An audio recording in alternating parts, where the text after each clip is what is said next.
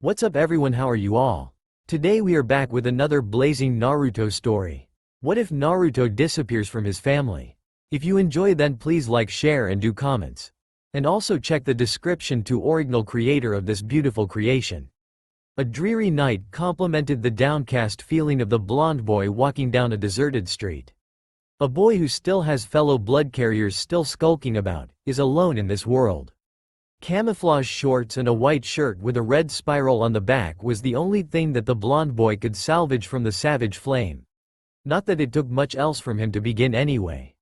A flame that should have never even spawned but did only because the boy's naivety strayed him down a path of near destruction. You might inquire why his guardians didn't prevent this situation from happening. Well, that would be because they were absent. Albeit not on their own volition. But nonetheless they dropped the proverbial ball by not keeping some sort of eye on their child. Why didn't they, you ask? Well, when you run one of the great 5 villages economy and military simultaneously, it gets fairly difficult to get a grasp on your own personal life. Also, being the #1 used kunoichi in the aforementioned military consumes a large amount of time. It would be misleading, however, for this to dictate a conclusion about the fire. For there is another party who is to blame in this situation, and her name is Ansei Uzumaki Namikaze. Naruto Uzumaki Namikaze's younger sister by 3 years. On the day of her birth, her older brother was excited beyond all measurable account, for he loved the idea of having a sibling. His elation, however, would soon turn into despair, for his sister wasn't benevolent in any sense of the word. The day of her birth, a masked man entered the birthing room, and a long story short, unleashed the fox demon that lay in the mother of Ansei and Naruto, Kushina Uzumaki Namikaze, out into the world. The Kyuubi no Kitsune, as it was called, devastated the areas in which it touched. In an attempt to stop the raging beast, the Hokage of the village, Minato Namikaze called upon his sealing expertise to eradicate the monster. The sealing method includes using a human as a cage for the demon, making them what is known as a jinchuriki. Due to the recent birth, Ansei was chosen to be the prison, much to the chagrin of the mother Kushina. Minato took his daughter and flashed out of the room using his special method Hiraishin no Jutsu, flying thunder god technique, while leaving his son to care for his unconscious mother. Atop his summoned toad, Minato prepared to give his life for his village. This plan was stopped, however, when the Seal Master's sensei entered the fray, and before another word could be said, Jiraiya took over the procedure himself at the last possible second. He successfully locked away the Kyuubi no Kitsune, and awaiting the Shinigami to take his soul as reparation for sealing away the demon, the legendary Sannin made his last declaration. "I'm sorry, Minato, but I couldn't allow you to kill yourself. You have ties left in the village. Tsunade left years ago, so I don't regret my life, only that I won't be the godfather you wanted."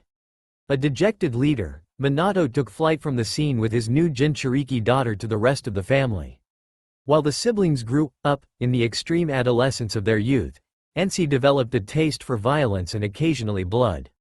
Her kitsune influence changed her into an abuse young lady who took out her violent urges on the person closest to her, Naruto. While she was an infant, it was relatively harmless. But once she got the ability to walk and a slight sense of combat ability, it all went downhill. She would constantly play the ruffian with Naruto, who didn't appreciate the violence, mostly because he'd do anything to defend himself. Whenever Ansei was caught attacking Naruto, which usually involved using her Kyuubi chakra, by their parents, Minato and Kushina would normally say something around the lines of, "She's just playing," or when they were annoyed, "You're her older brother, so man up." And when they were the most upset with him, which was most of the time, "Quit being so pathetic, baka." As time progressed, the growing apathy and verbal assault for the firstborn child became more and more apparent. To point where Minato and Kushina would brush off Naruto's existence altogether or degrade the child to a breaking point. By the age of 9, the blonde-haired, blue-eyed boy grew tired of the mistreatment, so he set off on his own.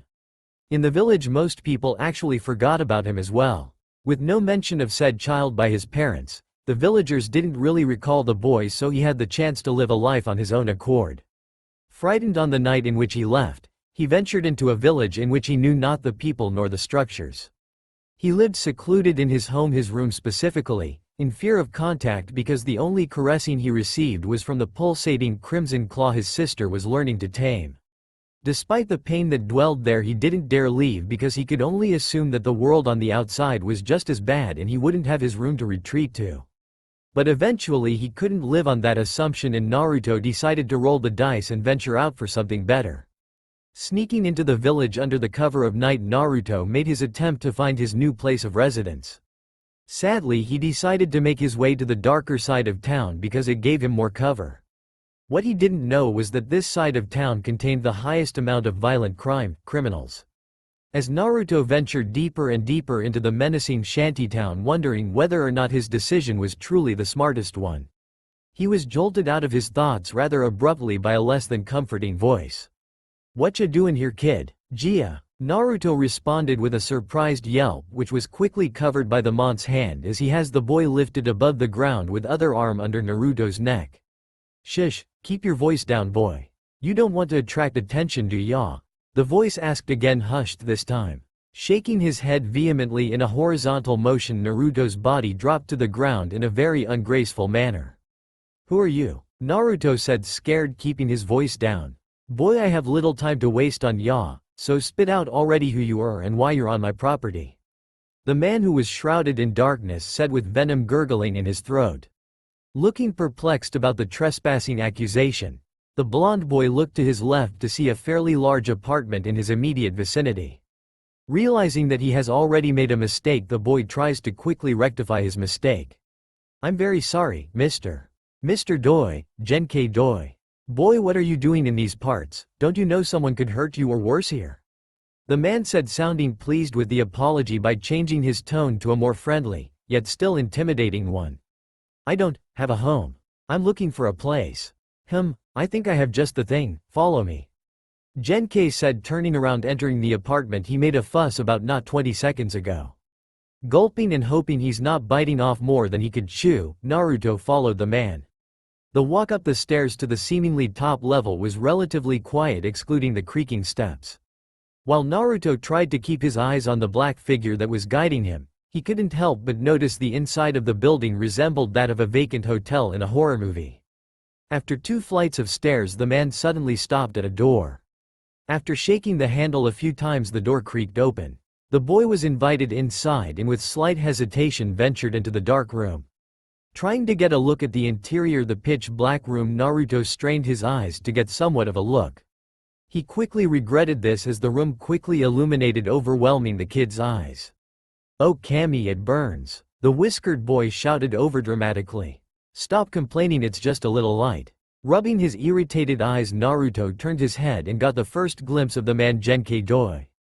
The man had a goatee with spiky black that had a tinge of gray along the sides. Not. Genkei's face was covered with dirt, which was a contrast to his bright red eyes. He wore a dirty tunic, like that of a rough tunic found on Skyrim, and matching pants. "You said this was your place. How can you dress so poorly and afford such to live in apartment?" Naruto honestly inquired. "Well, Brad, I get by how I can. Do you really care? I was just curious. Why are you allowing me to stay here in the first place?" Let's just say I would feel pretty shitty leaving a kid out in the night, especially if you're like me and you know what people would do to a kid like you. Plus I'm out of sake, so if I can't get hammered it makes the situation that much worse."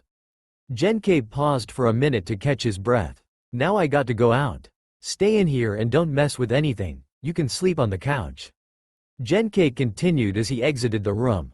After being abruptly left by his host, Naruto's gaze focused on the purgatory white wall as he contemplated the latest series of events. "After leaving home, I was invited into a room by a dirty homeless man where it's probable that he sells drugs for a living. I'm a lucky boy. At least I'm not getting abused by that she-devil," Naruto thought as he shivered with the last thought. With nothing else to do at the immediate moment, Naruto lay down on the couch to partake in a break of his mind. But as he lay on the bumpy and uncomfortable sofa, a loud shout rang in his ears, speeding his heart rate considerably. He frantically looked around for the source of the sound, but the only thing his eyes brought him was a curtain, so he approached.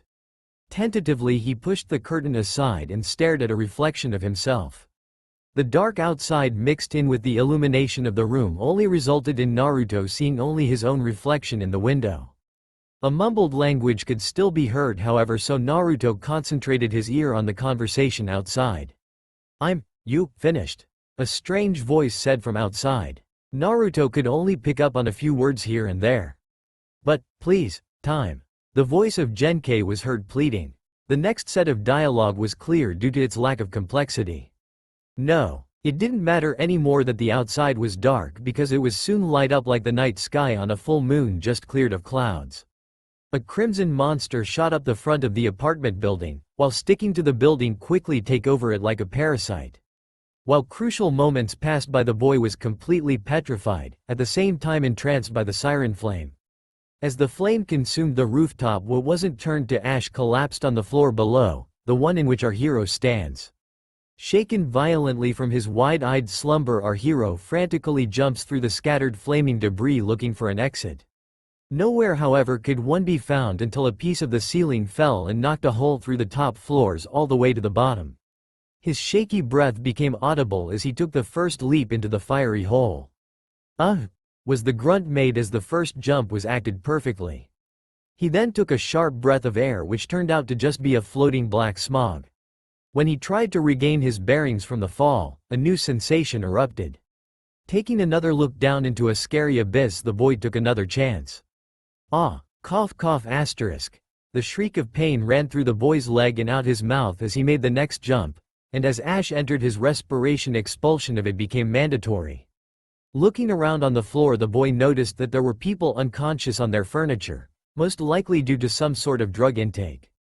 Quickly noticing the building's further collapse, Naruto was forced by his fear to jump down to the next level. Cringing in pain, it took everything the blonde boy had not to yell in pain, because another intake of the black toxic cloud would surely choke him to death or at least unconsciousness. "OW!" screamed the boy again as his legs got another dose of pain from the fall. Simultaneously as the boy screamed, so did the residents of the apartment as they gathered what was happening. The boy hobbled as fast as he could to the door that lay in front of him, and with his will he was able to push the door out. Just in time to turn around and see more burning debris collapse and block the exit, prohibiting anyone else's escape from the inferno. In fear of the screams that could send shivers down the spines of the Shinigami himself, Naruto fled as fast as his good leg could carry. Knowing the Anbu would arrive soon to inspect the fire and find the cause, self-preservation that was already running on full power was cranked to overload as Naruto looked for a place to hide. He gradually started to make his way to a more productive side of town as he tried to enter any building he could find, pulling on each door. "Pull, locked, damn," Naruto said quietly. "Pull, locked again, damn it." He groaned, getting slightly agitated. "Pull, locked again, Kami, damn it," the blonde growled, getting to his normal voice volume. "Pull, are you fucking serious?" he said, getting louder. "Pull, this is bullshit," Naruto said, finally exploding into a shout. "Hey, check over there." What was presumed to be an Anbu directed aloud. "Shit, there's gotta be some." Naruto paused as he saw what exactly he had been asking for. It was the Konoha Library. The institute was fortress-like in stature and on the inside a universe of knowledge for any explorer that would accept the challenge. Not that this mattered to the boy because something else caught his eye. A platinum tray that stretched the entirety of the building, divided into several different sections. The section that caught the runaways was that of one for the larger books that the library had, and it was just the perfect size for the little boy. Realizing that every other window of opportunity had closed, the boy jumped for the one that was available at the moment. Opening the tray, the runaway jumped down feet first, leaving the metallic flap snapping shut behind him. The path was smooth as Naruto was actually able to slide with ease. Until he reached the end of said slide. He proceeded to fly across the library floor like a hovercraft. During this time of gravitational rebellion, Naruto actually felt a sense of euphoria and overriding carefreeness that's been absent since his sister could interact with him. Yep, a true kid he became again, for all of 10 seconds.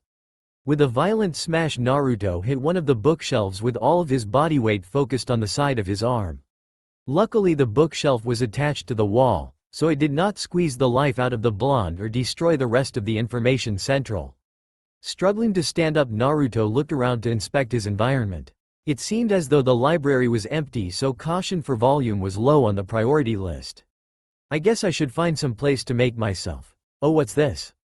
The lad pondered as he came across a door. his hand trembling as he reached for the handle, unsure whether or not another surprise would jump out at him and add to his already eventful night.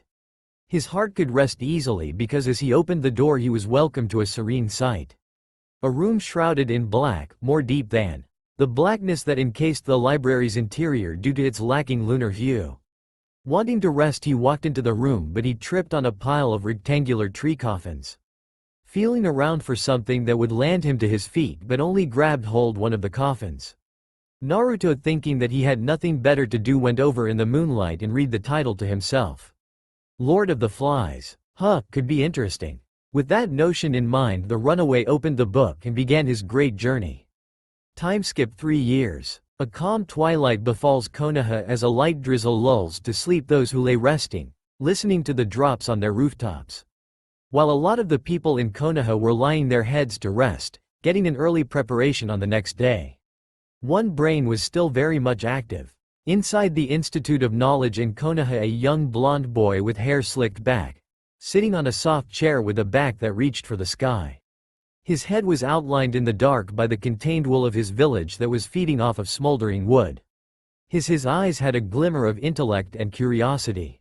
He donned a towel that coiled around his neck like a snake and descended upon his chest, eventually hidden under a robe with a dark blue tint and white rings around his wrists and clavicle. Examining the dead trees laced with ink on them, his mind couldn't help but to wander. Is true humanity the interactions we share with one another, whether it be good or bad? It had been like this for 3 years. The boy had escaped from his own personal hell, and escaped to a place he now considered heaven. In this utopia of stories, the boy could take an adventure halfway across the world and never worry about being hurt, something he feared daily at his old home. Speaking of his old home, it took about 5 weeks for his family to notice something was missing. Flashback 3 years ago. It was dinner time at the Namikaze residence. The Hokage recently retired in his home after a long and arduous day fighting his worst enemy, paperwork. Although this was a big problem for most cages, Minato usually speed through it by stamping most documents. This fact was only known by close family and really close friends, so people were cautious of what they sent to their hero. They didn't want him mad at them for tricking him. Next to arrive home was the red-haired vixen, Kushina, who just got back to the village on a S-rank mission. Thirdly, their pride and joy made her journey back to her residence before the sun had set. Convening at the dinner table, they told stories about their time apart. You should have saw it, Ka-san. Sasuke was able to blow a fireball the size of 2 ramen stands. Ansei shouted with excitement. Wow, that boy has come a long way. Itachi retiring from Anbu to help out his family sure paid off. Minato replied with a goofy grin on his face. It's a shame that a talent like his can't be used anymore though. I could have found a use for him on our last mission. That Kisame character surely earned his reputation. If it wasn't for his arrogance, I wouldn't have been able to find an opening and get to his weak point. Kushina said, sounding a little exasperated, but happy just to be home and ready to dig into her favorite meal. Ramen. The Namikaze family dug into their favorite dessert for dinner, chow. Suddenly the devouring of the poor ramen was halted when Ansei voiced herself again. Where's Nii-san? She looked slightly perplexed. Oh, he's probably just spending some time alone in his room. He's been doing a lot more than usual lately. Minato said, squinted his contemplating his own words. What do you mean by a lot more? Kushina inquired. Well, he's shut himself off so much, I swear it's like I haven't seen him for weeks. Minato spoke his revelation to those that would listen. You want me to go get him a Tucson? Ansei asked, eager to see her pinkush. I mean, brother again. Sure, I would like to ask him where he's been. Quickly running to the drawbridge of her brother's fortress, she quickly rapped on the door. After a brief intermission, she noticed that a response was not being given, so she tried again. Deja vu reigned over the scene and the Jinchuriki started to lose her temper. Baka, dinner's ready. Get your sorry ass out here. Still nothing but silence responded. The infuriated girl almost lost all sense of herself until a sick plan started to drip from her lips. Okazen, a Tucson. Naruto Nii isn't coming out, can I bring him out? Sure, and be sure to tell him that he's going to need to explain for his impudence. Kushina replied coolly. With a grin that mirrored her motives gracing upon the girl's face, she pounced. Breaking through the drawbridge like it was wet paper, she infiltrated the fortress. At first the excitement was getting to the girl's head. She started to tear up the room. She soon realized that the king's throne was vacant. It was then that it dawned on her that her brother had abdicated from his position. Without a second thought she ran back to the dining room. Okazen, a Tucson. He's gone, gone, gone, gone. He's not in his room. Stunned, the parents stood silent. No longer even moving for their ramen. For a good 10 seconds they dashed for the son's room. Upon reaching the ruined kingdom, the Hokage and his number one kunoichi confirmed their daughter's story. "Where the hell is he?" Minato said, shocked. "I don't know. He doesn't have any friends that I'm aware, so he can't be there." Kushina said, getting worried for their son. "I will find him, Kushina-heim, don't worry." Minato replied, comforting his wife before he Shunshin no Jutsu, body flicker technique. Hokage Monument. Atop of mountainous memorial of past leaders, Minato simply whispered, "Find him, Anbu." Flashback end. The blonde boy with his hair slicked back merely chuckled in a rare case of amusement. He thought back and remembered how petty search party for him was conducted. True, they did search high and low. They also left no rock unturned and corner uninspected. But all Naruto had to do was use some shoe polish to dye his hair black. He also slicked his hair back for good measure, a habit that lives with him to this day. Then he picked up some colored contacts that a random genin left lying about. You'd be surprised what people leave unguarded. When the Anbu would come, they would completely glance over him because of his lack of shared characteristics with any Uzumaki or Namikaze. Eventually the search was extended to the rest of the Fire Country, in fear that he was actually kidnapped in spite of his parents. Without it being said, the results turned up negative. So during the past 3 years the intellectual's parents actually cared about his well-being. At the beginning they began to grow sluggish and shirking a lot of their work. After a good kick in the pants by some influential people like the third Hokage and the slug Sanin Tsunade, who returned to Konoha after hearing about her teammate's death and never left for an unknown reason. Don't be strayed, however, the parents still felt disparity, but it was repressed to the deep recesses of the hearts. Anssi, on the other hand, was disappointed in the fact her punching bag was gone. Shivering again, the blonde couldn't get over the thought of his sister. He would not admit, but he was afraid of his little sister. That she-devil made his life a living hell, and with that Kyuubi-covered cloak and her evil smile. "Are you okay? You seemed flushed," a soft feminine voice whispered. "Why, yeah, just recollecting past events." Naruto replied, slightly shaken. "You were thinking of Anssi again, weren't you?" "I was. Sometimes that she-devil makes me seethe." "Looked like you were more shaken than seething." There was simply a sudden rush of heat from the fireplace. It was slightly unnerving. "Sure it was," the woman said sarcastically. "I'm sure you didn't just come here to mock me." The boy retorted with a calm voice that didn't carry coldness but did hint at frustration. "Yeah, I just wanted to inform you that Shiki Nakamura gave up his council position today," the woman said with a smile growing on her face unbeknownst to the boy. "What? You've got to be jesting. That man had one of the most important jobs representing the interests of the library on the council. And he just abdicated from that position. What a foolish man. But that means the position's open, don't you think that?" "Nay, Namu-chan, I shall not commit myself to such degradation as to work with that pathetic excuse for a leader," Naruto said, spitting venom. "But think about it, Naruto, you could represent interests of the library that needs to be attended to. Is it not you who says, 'My wish is to save the ignorant masses from their false sense of intellect'?" The newly identified Nomi said with a cheeky grin. "Yes, however there are flaws. While the position would give me a chance to voice true intelligence who would listen, I highly doubt most citizens would listen to reason. Also, I would like to point out that it would be ambitious to think that they would accept a boy on the council. Finally, wouldn't you be a better choice, my dear? You have worked in this palace far longer than I've inhabited it. Wouldn't be a more sufficient representative?" The boy said with his regal voice, the book he was previously still in his hand. "Sure, but aren't you coming to an expeditious conclusion? Don't be ignorant, Naruto-kun. I'm sure you can figure this out in a second."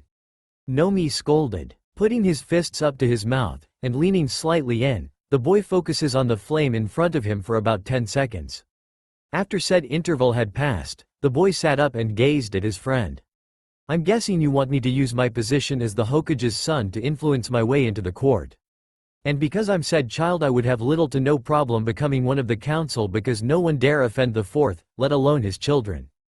Finally, you think that because I live in the library I would share most of its interests, contrary to your years of service and sympathetic nature. The boy concluded. I knew you could do it. Nomi said smugly. But I inquire one thing, why would I leave? I haven't been seen by the public for many years. I honestly don't think I'm ready, and I don't want to ruin what we have. The sleek-haired blonde said a little dejected. You see, throughout the years in his life, the only person he talked to was Nomi. After she found him in the storage room the morning after he ran away, she tried desperately to get him to return home. But she was only doing this out of goodwill, for when she figured out the true story she became enraged, and she wanted nothing more than to punch every Uzumaki or Namikaze, excluding Naruto of course, in the face. Nomi is not a stupid girl however, and she knew if she were to approach the Hokage Naruto's location would be compromised. So Nomi decided to help Naruto by being the sister he never truly had. The librarian would help her, Otuto, in his book studies, or when he needed to hide from any suspicious ninja that might be looking for him. While she added him inside, and added his contentful existence, he was an adventurous boy with a heart yearning for real excitement. So occasionally at night he would sneak out and feel the village nightlife. The lights, the entertainment, and the people were intoxicating, at first. But then as Naruto mentally matured far past his young body would lead one to believe, he became disturbed. The lights were merely a siren call to those naive to the happenings. The entertainment was merely incompetent morons on stage appealing to the lowest common denominator. People would walk about like drunken idiots, slurring their speech and maliciously murder their own language. It was true hell for Naruto when he actually fell in love with arts that involved integrity, heart, wit, and even a mixture of buffoonery when necessary. While his heart still desired the alluring feel of anxiety and mischief, the sensible side of him knew this world was not made for him. So for the past 3 years he secluded himself in content along with his true Onisan. But I know that you can do it. True, you will have to go through some strenuous situations, but won't it be worth it? Oh, I'm under the impression that a meeting is happening in about an hour. Come on, let me walk you out. Nomi said with a bright smile, trying to counter Naruto's uncertain one. Sai, I understand. I guess we'll head out then. Naruto's voice sounded shaky and uncertain. On the way to the front door, Naruto walked around the library picking up several papers that he thought would be beneficial in this meeting, placing them within a pocket on the inner part of his robe. Don't worry, you'll do fine. Just don't forget to use that brain of yours, and I'll be here for tonight waiting for you to tell me all about. They reach the front door. Here it's raining a bit. Take this and you should be fine. Hands him a pure pink umbrella. Really? Don't you think this is a little impractical? Naruto asked, weirded out by the pink umbrella. Oh, is Big Bad Naruto emasculated by the color pink? Nomi teased. No, but. Exactly. No buts, it's time for you to go now. Out, out, out, Nomi said hastily pushing him out of the front doors out into the rain with the pink umbrella. Naruto could merely shake his head at the series of events and finally embark on his excursion. Sighing contentedly, the librarian started to muse to herself. Sure, she loved Naruto like a brother, but she needed some time to herself as well. This whole council meeting was the perfect catalyst for some much-needed alone time. Finally, I get the library to myself. Adult section, here I come. The young woman proceeded to giggle lustily. Council room. I would like to call this meeting into session. An authoritative voice echoed throughout the room. Several entities occupied the room, from clan heads to the civilian council members. Everyone from the big-boned Akamichi patriarch, Choza Akamichi, to the loudest harpy of the civilian council, Sakuma Haruno. Hi Hokage-sama, a chorus of council members chimed in. This meeting has been called to address a serious issue. I have received information that Orochimaru and several other S-ranked nins are convening into one group. Minato said in a monotone voice. What's the purpose of their group? Shibi Aburame, head of the Aburame insect clan, inquired. That is unknown at this time. But I called this meeting because I would find it selfish to hide this information from you, and not take your consideration into my decision. The Hokage said sagely. Well, is it not obvious? We need to find and destroy this group as quickly as possible. Sakuma Haruno declared confidentially. Hokage-sama, why do we need the civilian council here?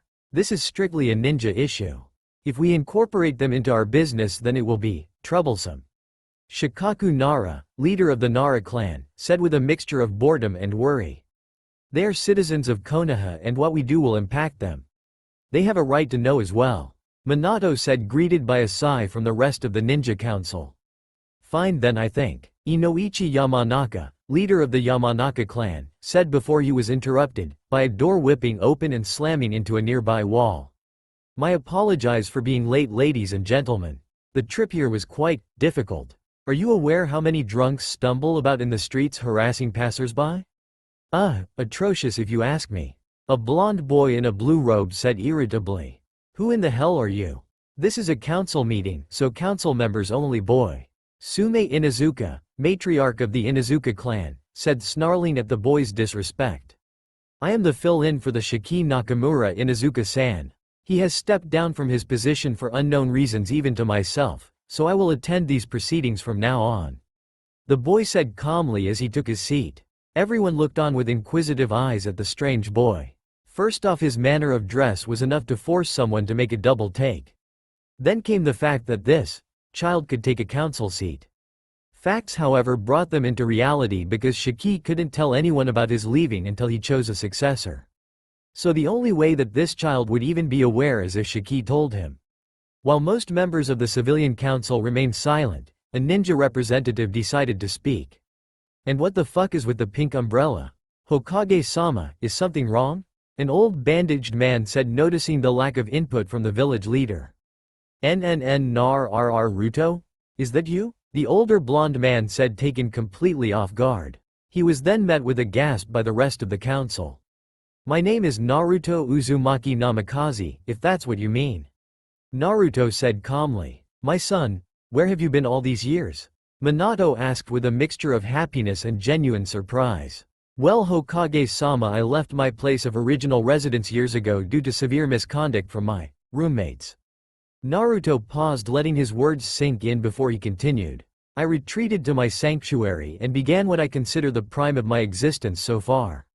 I'm sure anyone with a brain can understand my plight and the reason for my flight when all of your reality revolves around uncaring supervisors and malicious coworkers. Naruto ended. What are you talking about? Your mother and I cared for you and your. I request that you don't finish that sentence, and furthermore not refer to that she-devil as a sibling of mine. The proper boy said coldly. Everyone in the council room were stunned into silence. Not that they could say anything otherwise. What possible input could they give into a situation involving abuse, family, and the strongest man in their village? All the leaders could do is look on with curious gazes. Naruto, we will talk about this later. You will return home now. Minato said with a stern fatherly voice. My apologies, Hokage-sama, but I came here to fulfill my duties as a council member and I intend to do so. And before more confusion is released into this atmosphere, I think you should read this. Naruto then took out a slip of paper from the inner pocket of his robe. The fourth Hokage quickly snatched the paper out of the boy's hands and proceeded to read it after it was unfolded. His eyes darted to and fro as the paper's information seeped into his brain. He was seething by the middle of the letter, so he couldn't bring himself to read the whole thing. An emancipation notice. Are you giving me this to sign? No, Naruto, you're my son and I won't let you just walk out of our family. I don't think you read the whole thing, Hokage-sama, said boy countered while bored. Forcing his eyes back to the dreaded piece of paper, the older blonde man scanned the paper till he reached the bottom. His eyes shot open and his mind ran with one question. How is this possible? I'm going to go out on a limb and guess you saw your signature on the letter already, twice. Well, you see, I sent you this notice a couple of years ago and due to your lack of reading ability I'm guessing that you didn't read the actual paper and you just signed it to get done with your work quicker. I am incorrect in this assumption. Minato gritted his teeth in pure frustration. How could he be so stupid as not to read a paper that would grant his long-lost son a nullification from his family? There was nothing that the father could do except move on like he didn't even know of Naruto's homecoming. He couldn't challenge the ruling because Konoha was very strict when it came to child protection laws, so reversing an emancipation ruling would be impossible even for the Hokage. The man would just have to wait out his son until the boy came to his senses. Now the only problem is how the hell is this going to be explained to his wife? Now I implore you to reiterate the meaning of this meeting. Well, we called this meeting to. One of the civilian council members started until he was jolted out of his sentence by a less than polite Hokage. If you may, this is my meeting, I will explain. It seems as though we have some problems with the former Konoha nin Orochimaru. Wait, Orochimaru of the Sannin? Naruto asked with his interest piqued. The very same. It seems as though him and other renegades from other hidden villages have joined forces for a purpose that is still unknown.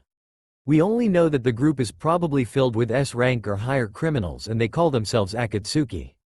Minato finished, still hinting at his distress all the way through. Naruto began to stare off into space, as if his eye ventures would eventually lead him to the answer he sought. Everyone else in the room felt a twinge of unease run down their spines when the obnoxious intellect fell silent. The ninja side of the room would soon miss this silence, however. Well, it's obvious that the protection of our citizens is at the highest stake here.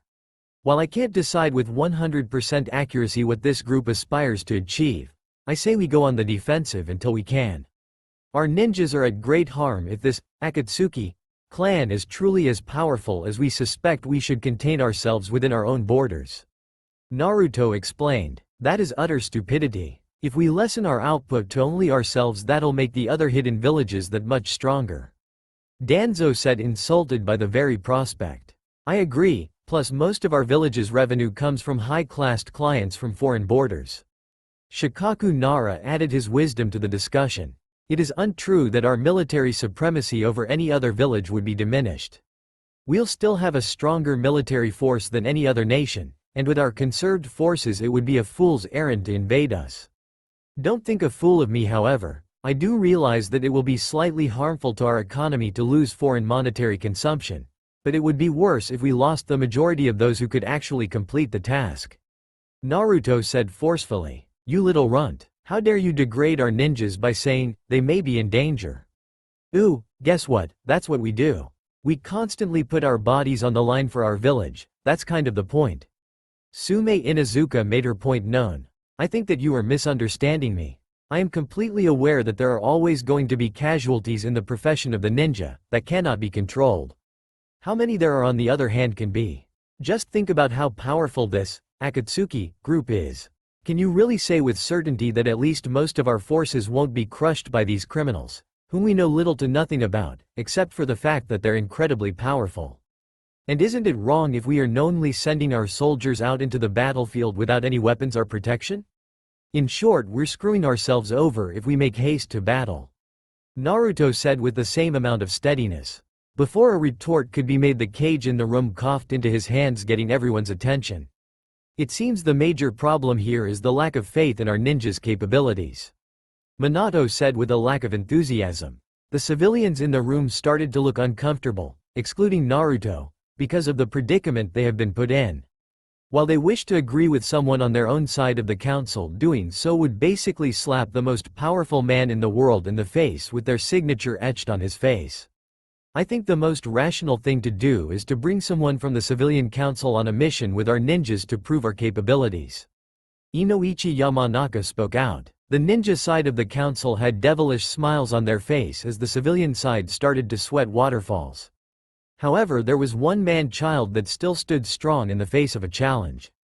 If you think that the ninja are adequate enough to show ample ability to defend themselves from an S-rank group, then be my guest. Naruto said with all the confidence he could muster, not realizing his slip-up. I thank you for offering yourself to go on this information-gathering trial, Naruto-san. Minato said, trying to stay professional but still seething on the inside. Realizing his own arrogance got in the way of logical thinking, Naruto could sum up his feelings in one sentence. Kami, damn it. 3 days later, Hokage's office. A few days after his first council meeting, Naruto reported to his first mission ever. Needless to say, he was less than excited. He found out that his biological sister was going to be on this mission.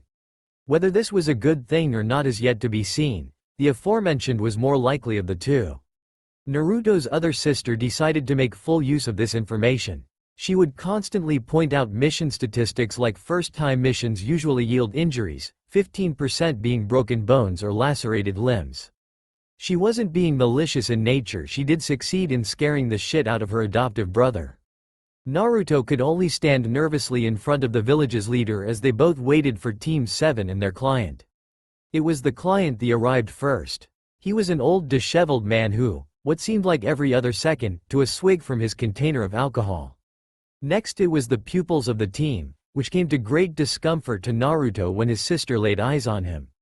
"Naruto ni? Is that you?" Anssi asked mystified, as she was not told by her father what had occurred in the council meeting a few days earlier. "My name is Naruto if that's what you mean," the intellectual said coldly. "Oh my Kami, it's you." She proceeded to run over to him and embraced him with a powerful hug. While Naruto was trying to escape his biological sister as if she were the plague, the girl's teammates were perplexed as to what was happening. Anssi-chan. Who's this?" The fellow female, Sakura Haruno, asked honestly. Turning her head but not letting go of her hold on her runaway brother, Anssi answered. "It's Naruto ni. He went missing 3 years ago but now he's back," the blonde-haired girl said with a wide grin.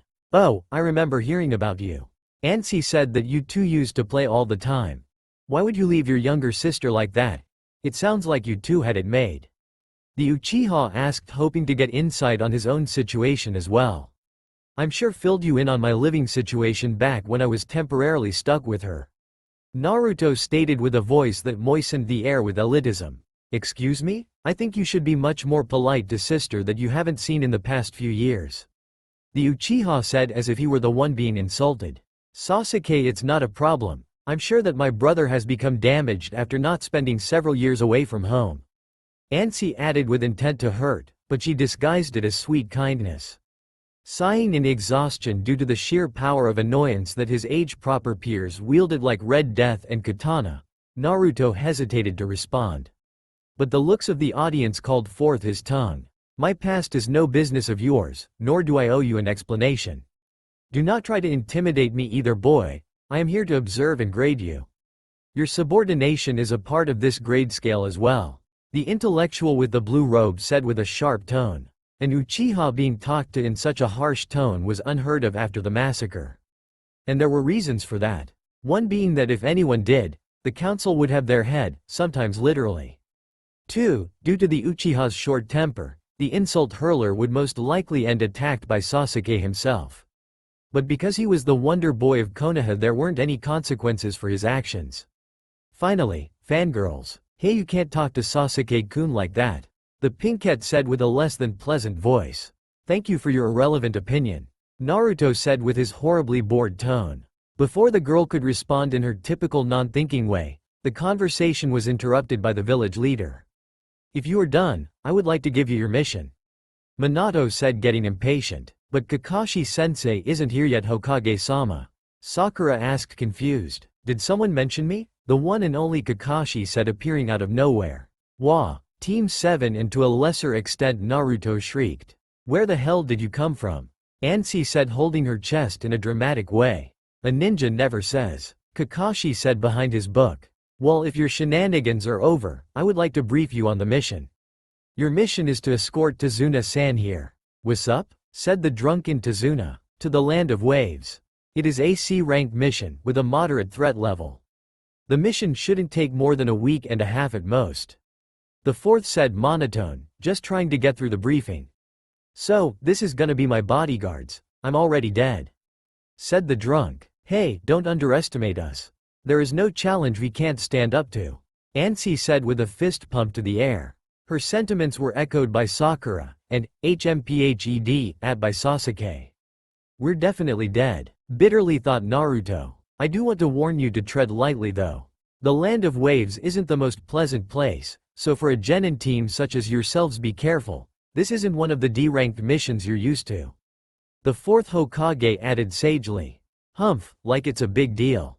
No one can stand in the way of an Uchiha, let alone an Uchiha and a team like this," Sasuke said, extending his arms to the rest of his team.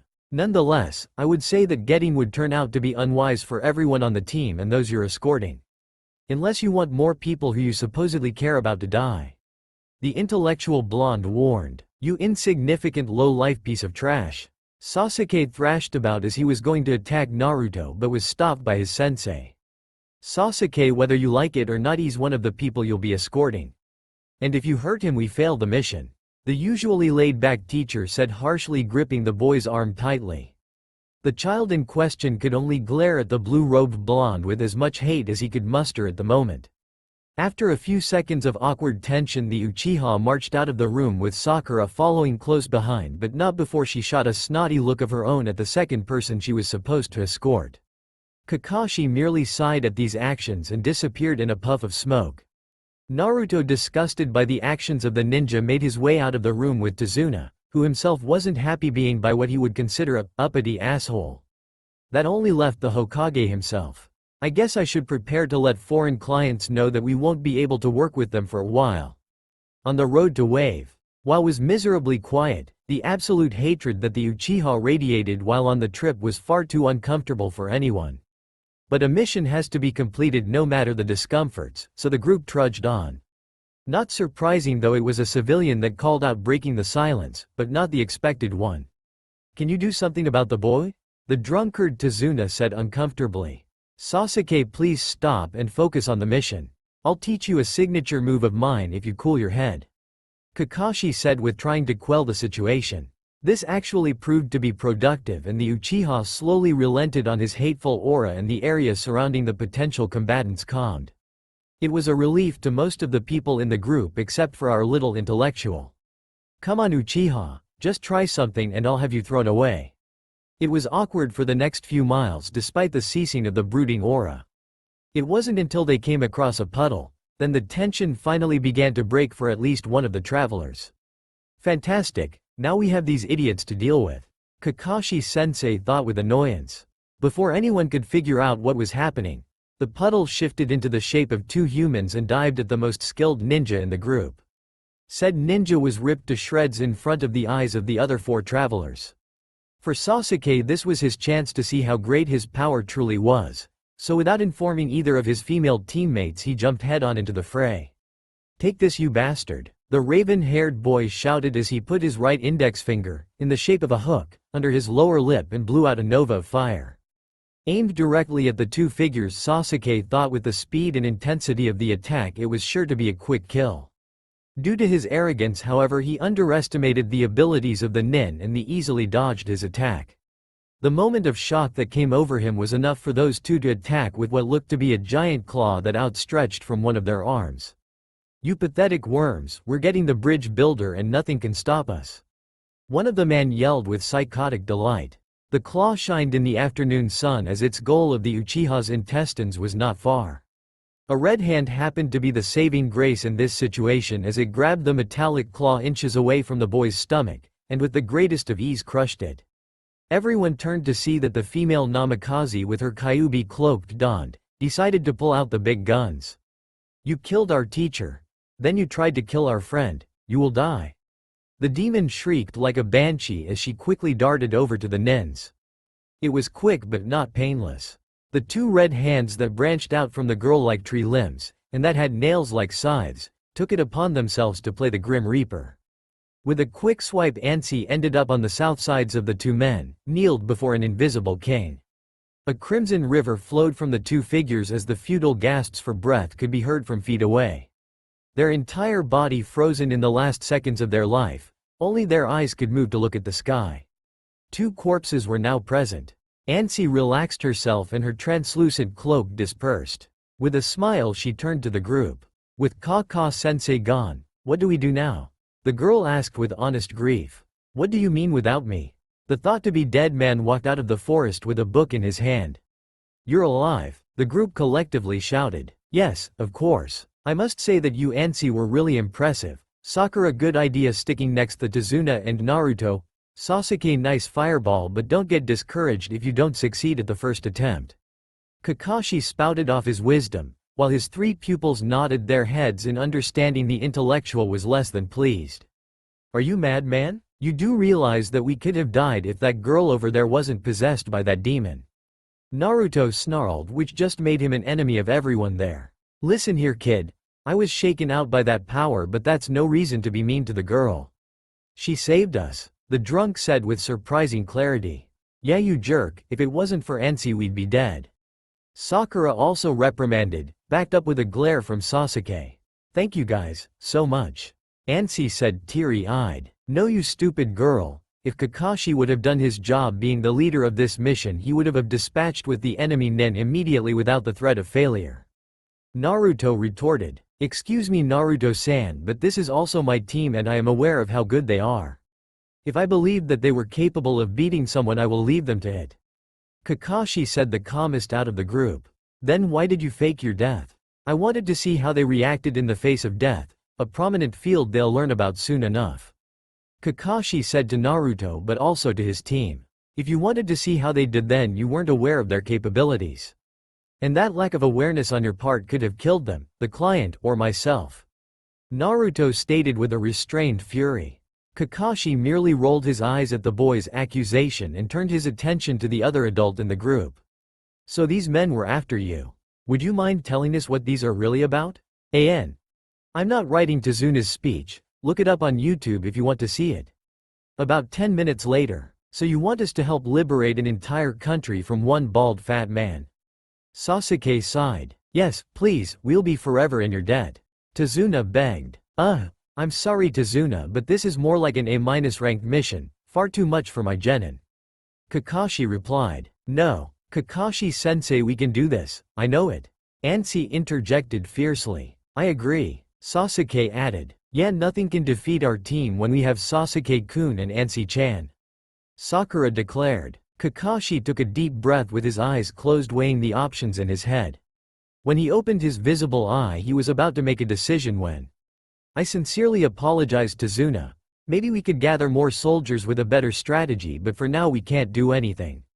Naruto said solemnly. Please, we need the help. I know, but this isn't how to do it. Do you really want the blood of those whom you lied to on your hands? Look, I promise you that we'll make an exception with Wave and try something to liberate your people after we make a plan. Naruto said, trying to encourage Tezuna. As Tezuna was about to admit defeat, and Team 7 almost saw the logic in what he was saying, Kakashi began the statement that he tried to say before. I believe we should press on. If my team thinks they can do this, I think so as well. Team 7 proceeded to cheer happily at the latest news, but guess what? No, seriously, guess. Are you kidding me Kakashi-san? We are going to go into enemy territory without any backup and plan to liberate a fucking country with 3 kids and yourself? This arrogance is beyond any human limitation. Naruto sneered with terrible disgust. Honestly Naruto-san, I'm the leader of this group and a Junin ninja. I'm well aware of the risks. I'm also aware of what my group is capable of, and if I say they can do this, then please don't underestimate my opinion. The one-eyed ninja said with a voice as cold as a stone slab in winter's strongest grip. Naruto couldn't help but to stop talking because he couldn't argue with the fierce man. He hated the fact that he was being intimidated, but he knew when he was beat, so he decided to bide his time.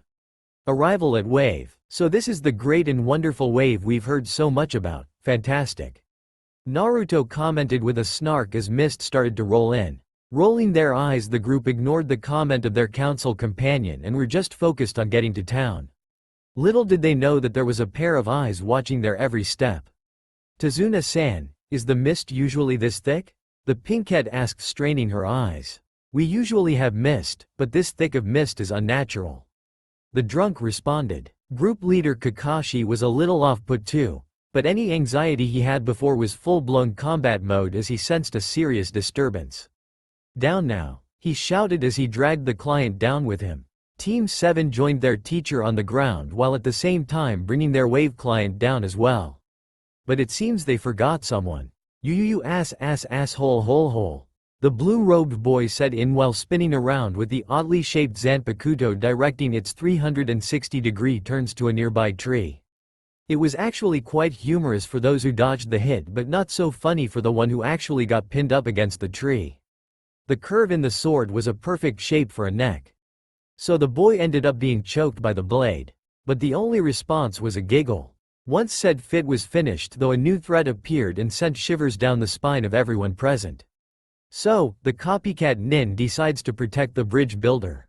How interesting. A voice came from the mist. While the 3 members of Team 7 and Tezuna were looking around, it was Kakashi who was looking in the right direction. The branch just above Naruto was the true source of the sound. Zabuza, demon of the mist, this just got difficult. Kakashi said, mumbling the last part to himself. Kakashi-sensei, did you just say Zabuza? The Zabuza, the one in the bingo book? The pinkette inquired. Yes Sakura, that one. Said sensei replied. At least this is going to be a decent challenge," Sasuke said with arrogance dripping from his mouth like a leaky faucet. In the midst of this, the other female decided to take the cautious route and she ready for battle. "I apologize if I'm being rude by interrupting the conversation, but get me out of this thing," the ignored boy with a sword around his neck shrieked. Little did he know that the quick expelling of air wouldn't do him well in the long. A collective sweat drop was given in response. It then grew incredibly silent. No movements were made as the two eldest ninja engaged in a staring contest of the sorts. It was then that the man on the branch disappeared in a quick dash. The children were astonished at the speed, but their teacher wasn't, so he took chase. It was then that Ansei took control of the group and directed Sasuke to go with her to help Kakashi and Sakura to help Naruto along with Tazuna. Reluctantly, the pinkette nodded and made her way to Naruto first. When she actually reached the tree, the blonde could only see red. "What the hell is wrong with you, ninja? A member of your council is almost decapitated and you laugh." "Sorry, Council-sama, we won't make that mistake again," Sakura retorted with sarcasm. Despite her attempts, however, she couldn't get the sword to budge from the tree. Wondering the entire time, though, several thoughts went through her head.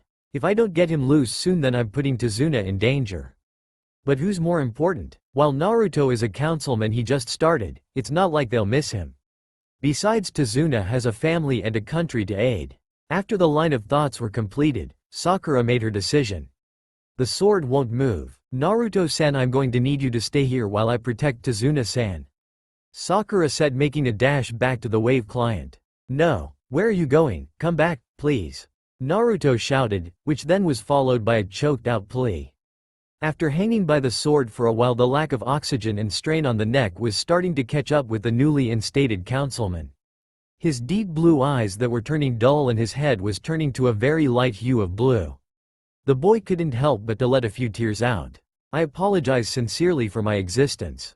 It's obvious now. My father, mother, and sister lay apathetic to my struggle, and now the village wishes to expel me from life. What's the point of living if everything is against you?" Naruto thought. "I'm sorry, Nomi, but I can't go on." These were the last thoughts of Naruto Uzumaki Namikaze for that day. That hurdle was much quicker alleviated as the receptor finally got his senses back. "Where am I? Is this the kingdom above?" the boy asked, confounded for one of the few moments in his young life. The room was dark except for a small beacon of light that shined through a part of the room, too vertically challenging to reach for the boy. The light itself, however, shined like that back home, with life and comforting warmth. Though he laid upon a bed that was cold and gray, poorly covered by a tattered blanket and misshapen pillow. But as to an answer to his question, he was met by angelic voice. "You're very much alive." Quickly turning much to his dismay, soon afterwards the blonde located the voice. A porcelain face of female stared back with kindness of that was only matched by the Nomi. "Well, I am very glad for that, but if I must say, how am I alive?" Naruto asked again, puzzled, with a slight blush adorning his face. "Silly, I took you down so I could get my master's sword. I saw that you were with the group that fought my master, so I took you for leverage, so basically you're a hostage." The woman answered with a gentle grin. "You've kidnapped me? I will not stand to be accosted by you," Naruto stated as he began to stand before he was quickly stopped. "I'm sorry, boy, but you're not going anywhere. There's a reason why I called you a hostage. You're not here under any perambulatory conditions. And if that isn't clear enough, I will kill you if you try to escape," the woman said with a devilish tone and a face to match. Naruto could only obey, once again being forced by an inanimate object. First was a sword, now an ice pick, to remain in one stationary location. The boy wasn't the most cooperative, acting very slowly back to the ground, but back to the ground nevertheless by the force of the mysterious woman. Said woman looked satisfied and began moving towards the exit until she was heralded by a sound to a halt. "Who are you? Why are you doing this?" Naruto more demanded than asked. "Hey, my name is Haku and my master, Zabuza. We are merely mercenaries working for pay. You're just a liability that our target had and we exploited you.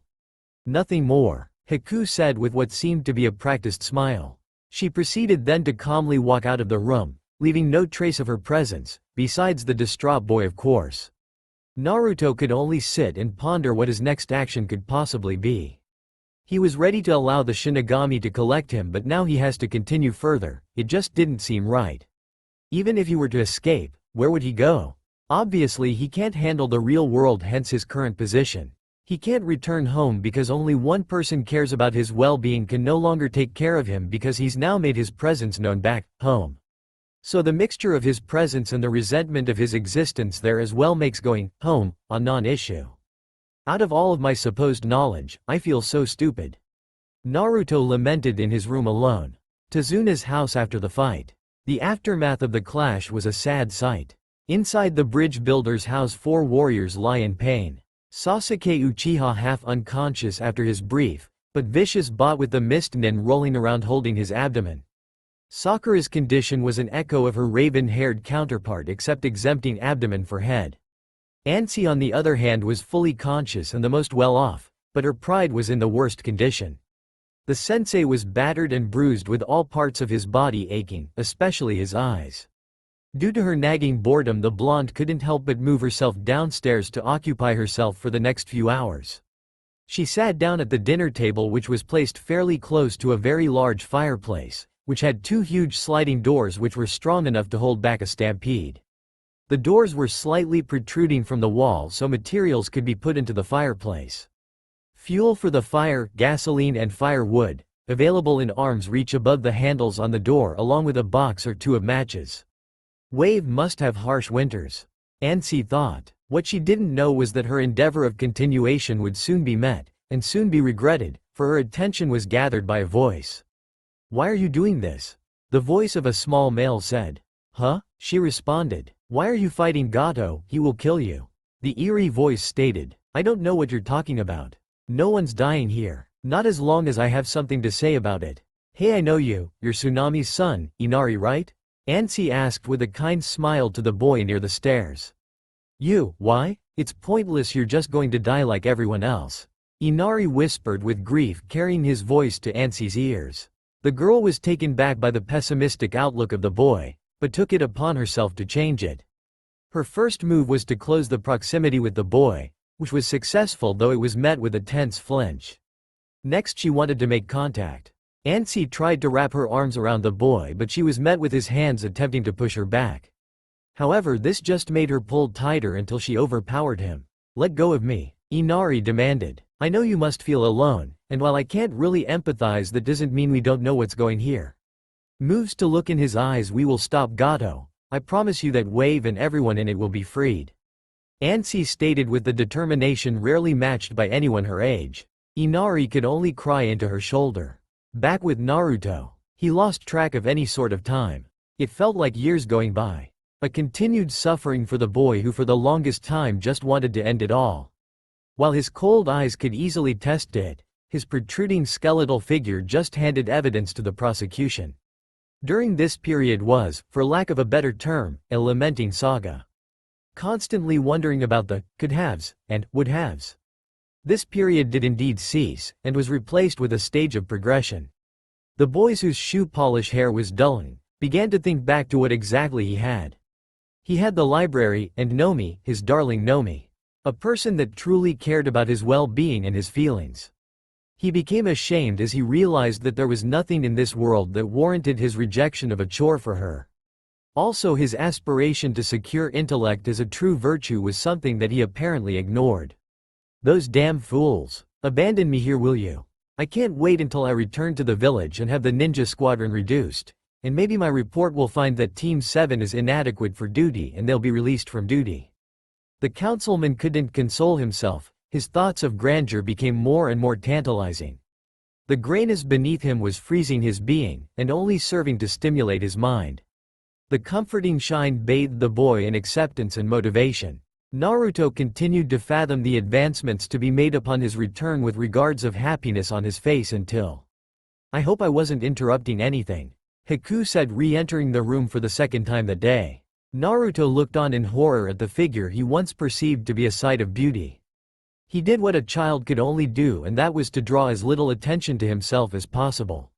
"Now don't be shy, I was only in here to tell you about your friends," Haku said with a soft tone, devious to only those who are novices to it. Naruto merely flinched at the mention, which enticed Her to continue. You see, they're located at the bridge builder's house, so my master and myself have scouted out the area and determined when to attack. The woman said, walking ever closer as she spoke.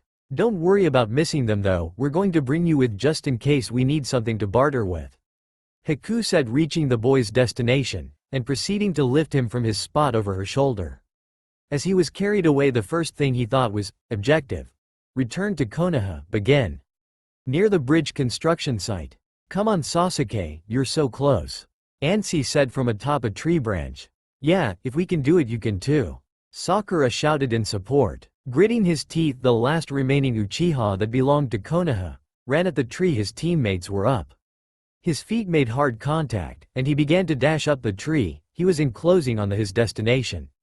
He noticed though that his feet were starting to lose grip on the tree, so with one last kick, Sasuke jumped for the branch. His fingers neared the thick branch and it looked as if he'd make it. Gravity on the other hand had other plans, and began pulling the boy down. When he realized he wasn't going to make it, a look of shock befell his face. But realizing at the same time, Ansei divided and gripped his hand and stopped his falling. The extra weight though started pulling the blonde off the branch. Luckily Sakura jumped in and was able to help keep all three on the branch. Well, it looks like we've got some work to do with you Sasuke.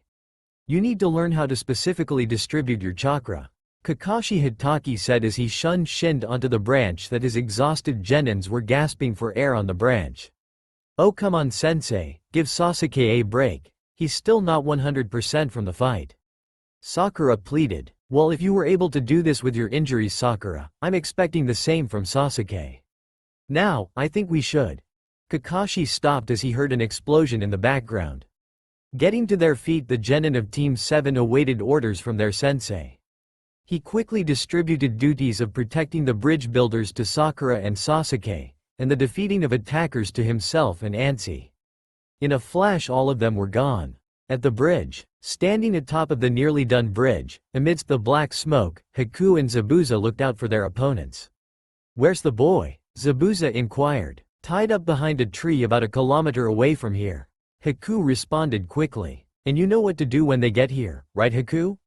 The masked man asked. Yes, take out the children, and keep them from interfering in your fight.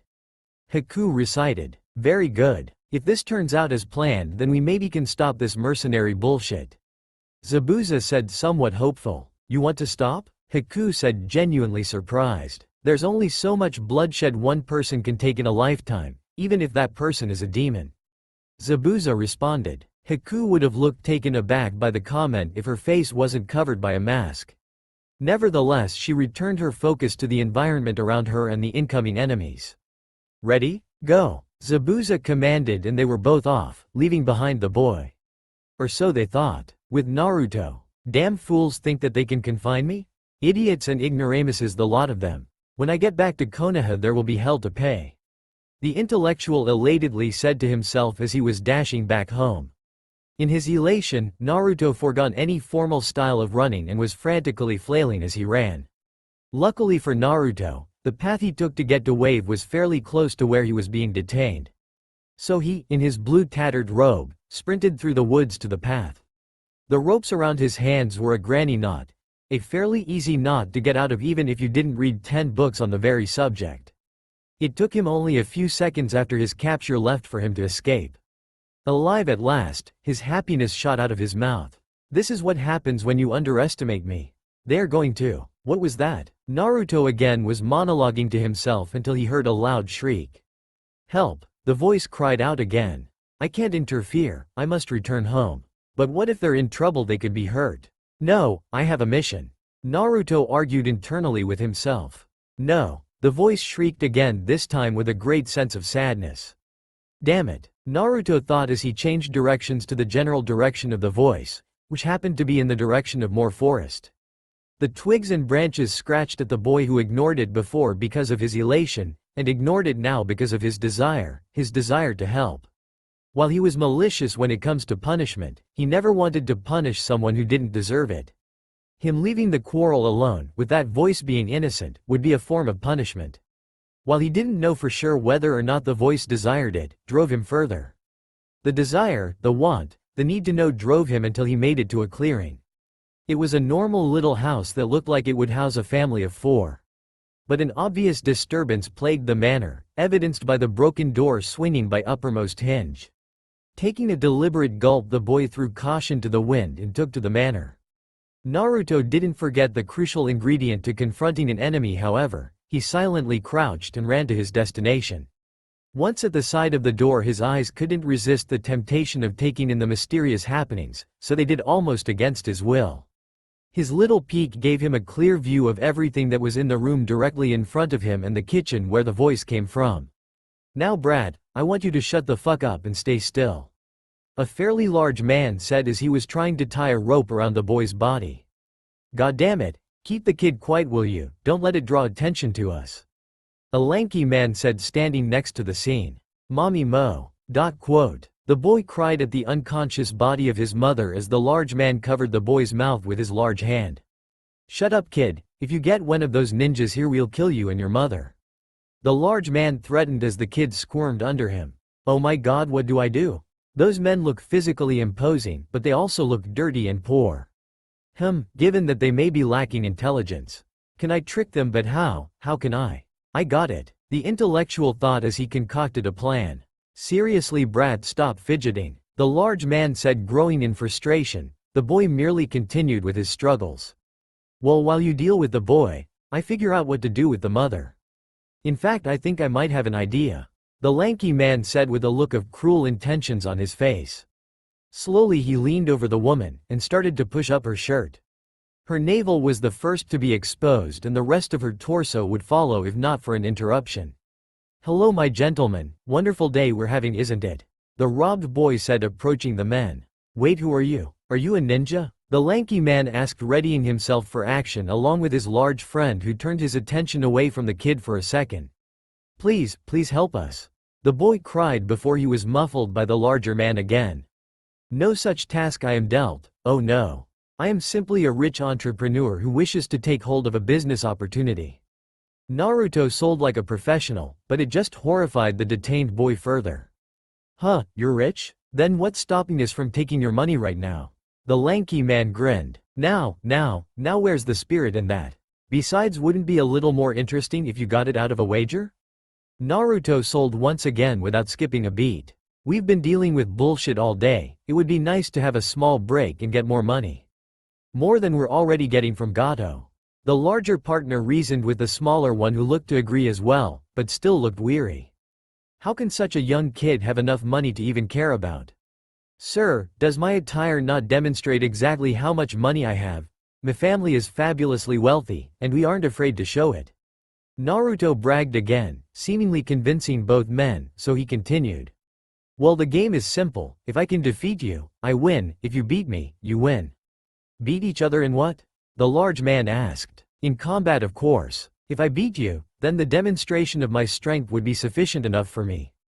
If you win, you get all of the money on me. 1,000,000 Ryo." Naruto smirked as the mercenaries drooled over the prospect of money. "However, if you would amuse me to begin with, I would like to get a feel of how a real fight would go," the shoe-polished boy asked, his request being granted without a second thought due to the boy's unintimidating stature. Understanding what the boy meant, the two men stood, after incapacitating the boy and moving mother and the child out of the way. The two parties started to circle each other as if to measure each other up. Naruto kept his focus on the background as the bandits pretended to care as they mimicked the actions of the boy. It wasn't until Naruto noticed exactly what was in the background when he made his first move.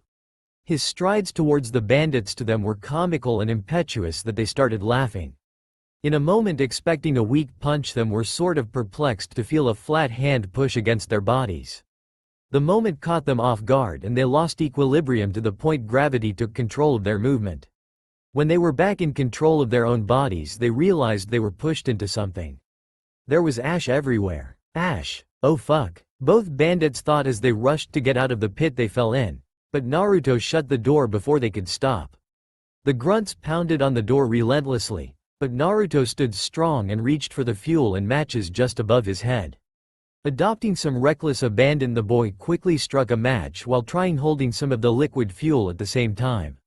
He almost struck the flame upon himself because of the door hitting his arm as he tried to create the flame.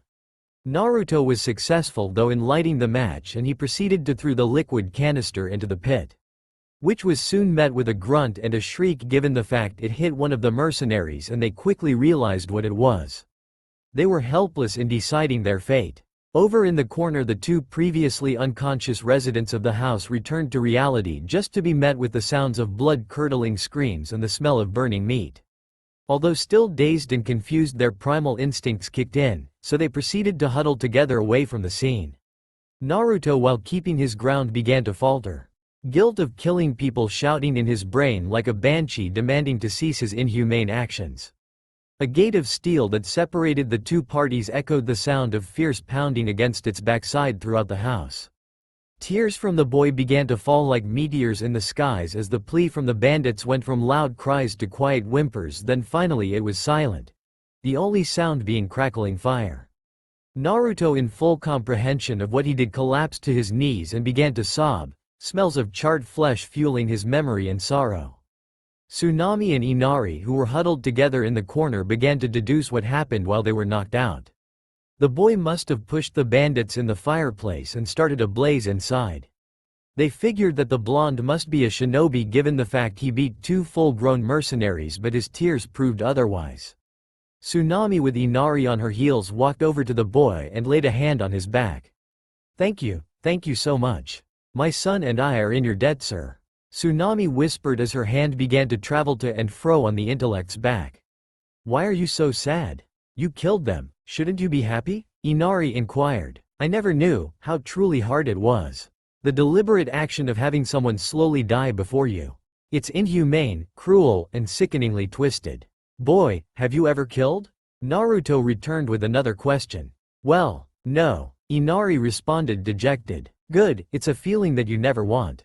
Look at me, boy, look at me. If there is one thing I want you to know, this feeling right now is not anything you ever want." The messy preteen divulged with the look of sorrow dashed from his eyes as intensity replaced it. A little taken aback by this revelation, Inari began to contemplate his savior's words while Tsunami took over the conversation for her son.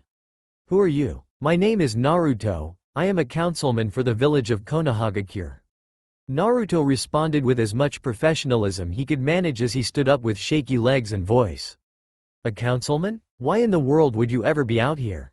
Tsunami asked, astonished. "I was monitoring a certain group of ninja, but they left me to fend for myself."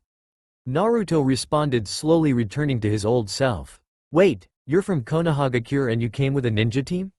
You must have been with Team 7, Kakashi, Sakura, Sasuke, and Ansei. Did they ever mention missing me or wondering where I was? They never said anything about you, no. I don't understand why though, you're such a kind child." Tsunami smiled brightly, making Naruto slightly red. "Well, it looks like they failed to protect you here too. By the way, do you know where they are right now? I heard that they were going to go back to the bridge in order to finish the bridge." "Bridge? Ah yes, the one that would connect Wave with other countries. I would have to say that it would be great to be trading partners. I have an idea. When I get back home I can put the idea that Konoha becomes the first partners with Wave." "Wait, you would do that? Why?" "It's a great idea to have allies, isn't it? Besides, it's economically savvy for both of us. It's simple, really." "Really? Oh, thank you so much. This is such great news for the people of the Wave," Tsunami exclaimed as she hugged the boy. Naruto grew embarrassed over the display of affection. After the short embrace, Naruto made his way over to Inari to apologize for his rudeness when he first made it to the house, explaining that it was all part of his plan, minus a few hiccups. Completely forgiving the boy, Inari followed in his mother's footsteps and hugged the other boy with what looked like more of a chokehold than anything. After a giggle from Tsunami, Naruto took his leave from the house, waving goodbye to the family inside, yelling a promise of Konoha help in the near future. Walking further away and turning his attention to the trail back through the woods, Naruto thought. Revenge or humanity, either way I have a reason to fight again. That's all for now. If you enjoy this video, then please like, share and do comments.